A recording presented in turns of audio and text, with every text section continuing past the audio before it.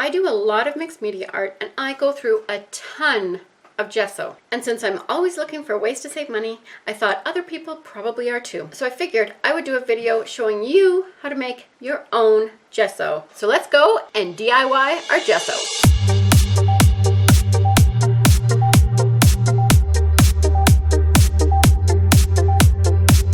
So we're going to start with the regular gesso. So for that, you just need some school glue, and because I wanted to make sure that it was, you know, cheap as possible, because that's why we're making it, I am going ahead and using dollar store products. So there's that I got from the dollar store, and I got this talc powder from the dollar store, so we're going to need that, and I got this acrylic paint from the dollar store.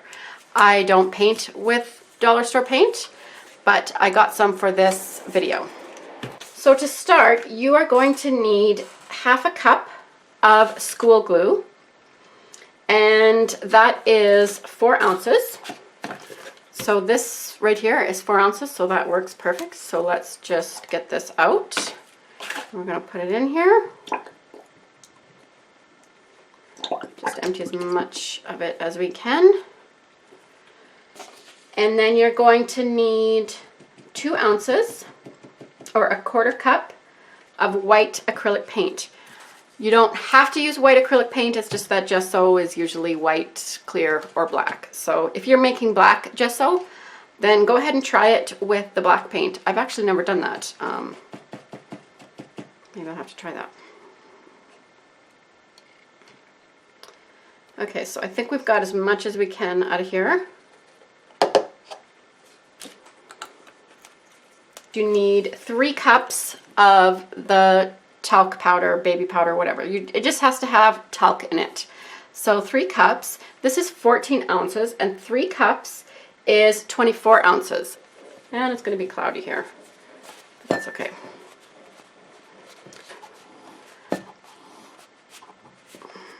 So we've got 1.5 cups here. Okay. Let that settle.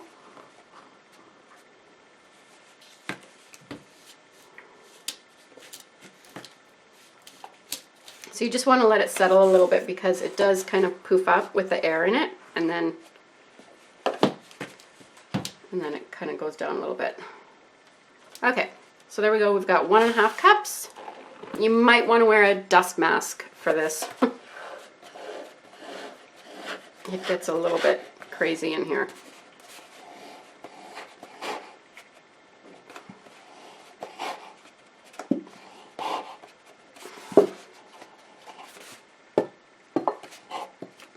Get the rest of that in there.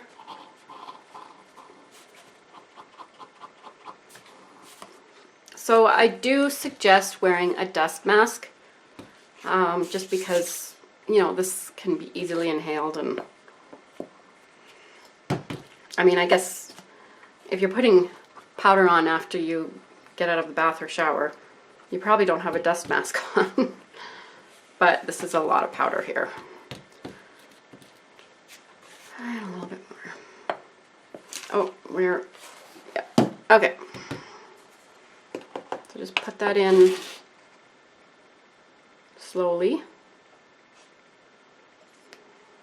Okay. And I'm actually going to use the other side of this brush, just a cheap brush, and we just need to add the paint now.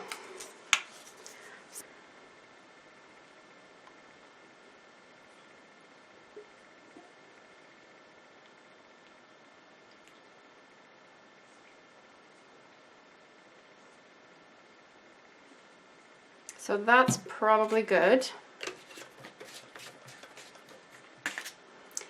And then we have to stir like crazy. So I'm going to do this, I'll fast forward it and come back.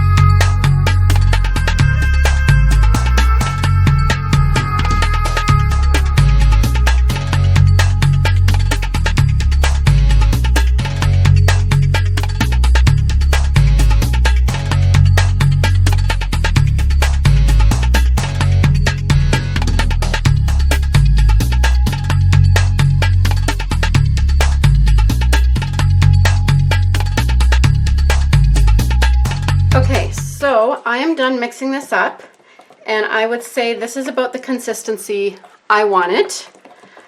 It's got a little bit of thickness, but it's still runny, like it's still gonna pour, it's not gonna chunk up. So a few things. Yeah, I changed the container because I thought it would fit in here, but it didn't. And I added exactly just over 1.5 cups of water.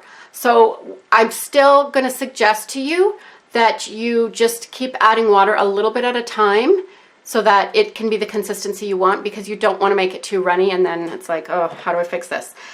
This is a little bit of a grayish color, which I'm fine with, and actually I'm just going to keep that. I could add more paint if I wanted, but I can do that if I need to at the time that I use it. I like to use gesso that's a little bit gray anyways. I like to make my gesso a little bit gray. When you go to use it though, you will need to stir it up. Kind of a drawback to this is that it smells like baby powder. Maybe that's a good thing, I don't know.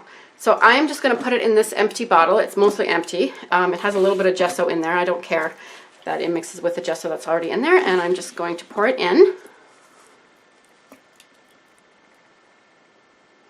So it's thick enough that it doesn't totally go right down. So that's honestly the perfect consistency. We're going to make some super thick gesso next with baking soda. And then I'm going to give this a good shake. And then each time I use it, I will have to shake it up really good. And maybe even just stick a long stick down there and stir it. So I am going to use this in this video, so watch for that at the end. But we are going to make another recipe that uses baking soda, and this is going to be more of a texture paste. All right, so the heavy gesso uses 1/2 cup of baking soda. All right, so I have 1/2 cup. I'm gonna put it in there.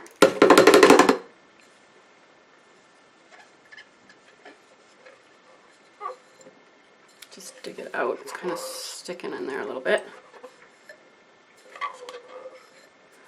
Okay. And we need 3 tablespoons of glue. So I would suggest using a tablespoon that won't be used for food. And this one is one I just have because it's broken, so I'm just using this one.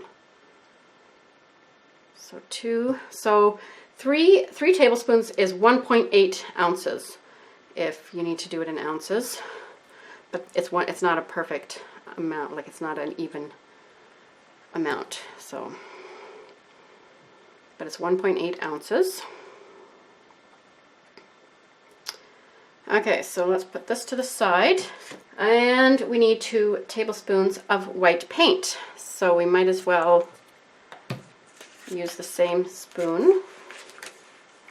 2 tablespoons. 1. Okay, so we've got 2 tablespoons of paint, 3 tablespoons, and 2 tablespoons is 1.2 ounces, 3 tablespoons of white glue, and 1/2 cup of baking soda. So we're just going to start stirring this up.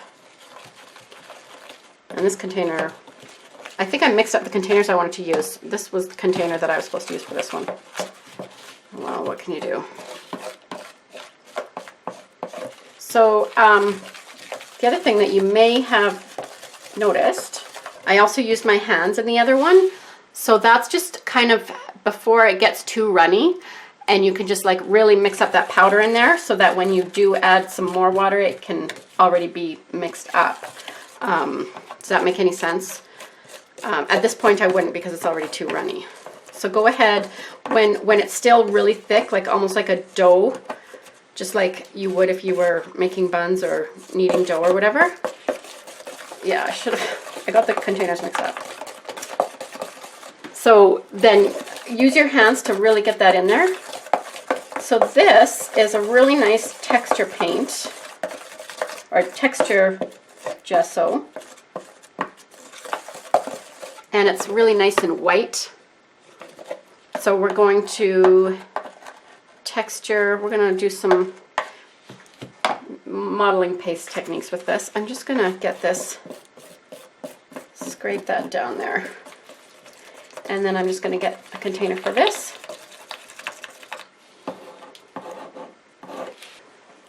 Okay, so I'm just gonna put this in here. I finally found my spatula. Yeah, that would have been handy to have earlier. So I just keep old containers and use old Mod Podge containers for gesso and old gesso containers for gesso, especially because I do a lot of classes. So a lot of this homemade gesso is used for my classes. So it is a bit of a messy process. I find wearing gloves, I don't know what it is about gloves, I just cannot seem to get my mind around them. So I don't really wear gloves. So I am going to clean my hands, and then I'm going to come back and we're going to start using this gesso. So I'm going to show you here the cost breakdown of gesso that you would find online versus what it costs to make. And these prices are similar or probably a little cheaper than what you find in the store, like at Michael's or something, unless you're using a 50% off coupon. So I have bought gesso at Michael's with a 50% off coupon. So here's Amazon 4 ounces Pro Art. I've never used that brand, but it looks totally fine. And 8.5 ounces Prima. Now this would be found in the mixed media or scrapbooking section of a store like Michael's, and that's $11.97. So it's quite a bit more expensive when you buy it in that section of the store versus when you buy it in the fine arts section. So I hardly ever buy gesso in that section of the store because it's usually quite expensive. 16 ounces Sargent Art, $9.99, so that's a decent price. 16 ounces of Liquitex is $22. All right. And then there is Curry's. This is a store that I go to online, and this is a Canadian website. So currys.com if you're in Canada. This is a really good website to buy art supplies from. I often get art supplies from there. And I can't remember, I feel like they do free shipping over a certain amount, orders over a certain amount. I'm pretty sure they do. Yeah, they do. Curry's Economy, so that is this, which is the gesso I use the most. I would say I use this the most, and I actually like it the most. I don't find it any different than Liquitex. It's a little bit more thick than the regular Liquitex gesso, like this. It's a little bit thicker, but it's not as thick as the heavy, what would be considered heavy gesso. So it's actually, in some ways I like it a little bit better than, and this is 32 ounces here. This is a little bit more than 32 ounces. And this is $9.95, which is a great price. And then there's the 16 ounce, which is the same size as this. Liquitex brand is $20.35 on currys.com. And they do have sales too as well.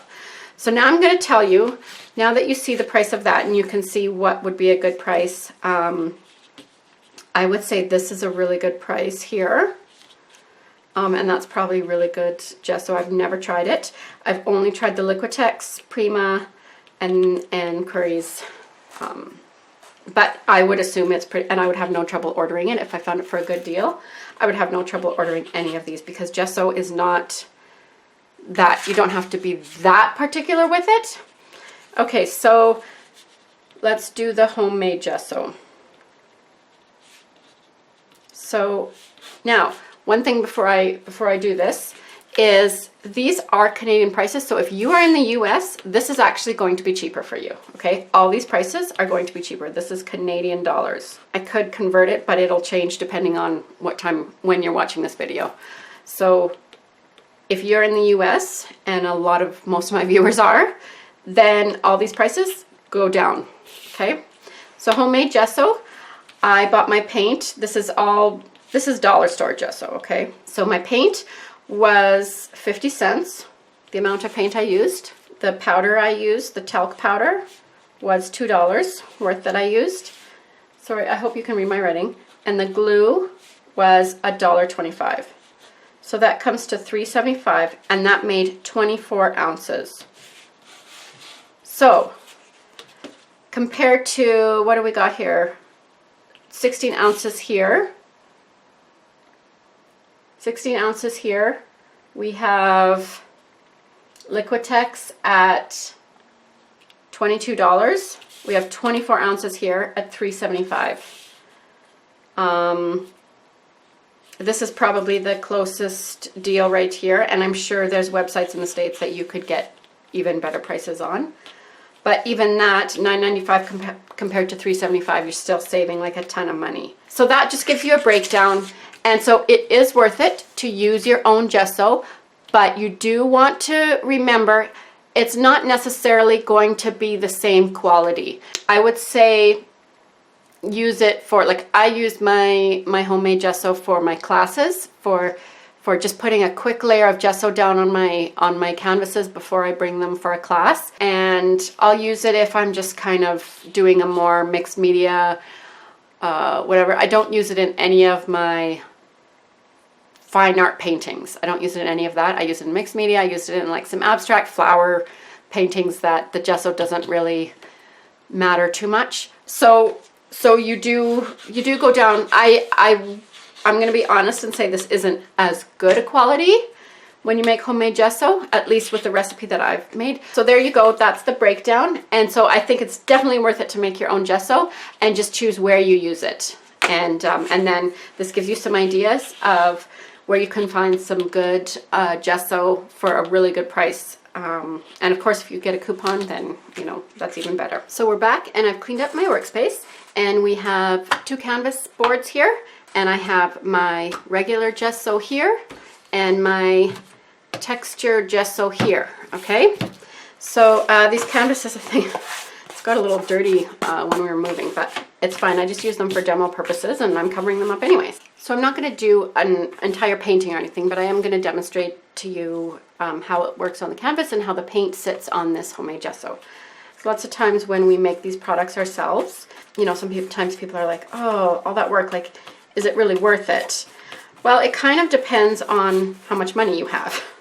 If you have a lot of money to spend and you would rather spend the money than take the time, then it might not be worth it for you. If you, for me, I would rather, whatever money I have to spend, I would rather use that money and buy products that I can't really imitate myself.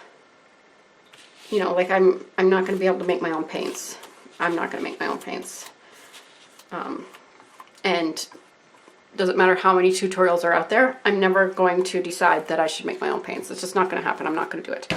And then there's inks and stuff like that. So I would rather, these things that I can do on my own and save me money here means I can spend more money in other art products. And some people are just on a really tight budget and just have to make whatever they can. And that makes perfect sense to me. Okay, so I'm going to get a stencil, and then we're going to use this texture paste. Okay, so I have a stencil here, and I think I'm actually going to do it this way. And I'm going to use a knife. Stir it up. I would say this stuff doesn't last forever, so don't, you know, use it up. Because even store-bought gesso can get kind of whatever after a while. So use this up. When you have it, use it, and then make some more. So don't make a batch that's going to keep you going for a year or anything. You don't need to do that. So you can see how I am just scraping this in here. And this works just really great. It's not a thick modeling paste or anything. It's just a nice texture paste. I don't know what is going on with that stencil there, but whatever, I'll just ignore it.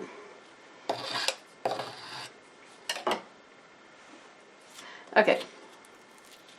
So, oh, I got a little, I don't know what happened there. There we go. So I'm going to let these dry, and then we'll come back again. So these are all dry now, and I'm just going to show you the texture. Just never mind the kind of, I don't know, it must have gotten some dirt on it or something. canvas. That'll all be covered up, but you can see how that worked. Isn't that awesome? And then this just looks like a normal gesso canvas. And I'm just going to sand it a little bit just to smooth it a little bit. And the baby powder smell has already gone down a little bit. It still smells like baby powder. Oh, that feels really good, actually. You can see the powder on my hands. So I hope that you got something out of this video. Definitely leave a comment if you have tried to use any of these recipes, and if you have any questions, if your recipe didn't turn out, or if you have some specific questions about the recipe and its uses, leave a comment below. I do reply to people and I do answer questions. Hit subscribe and like, and I will see you in the next video.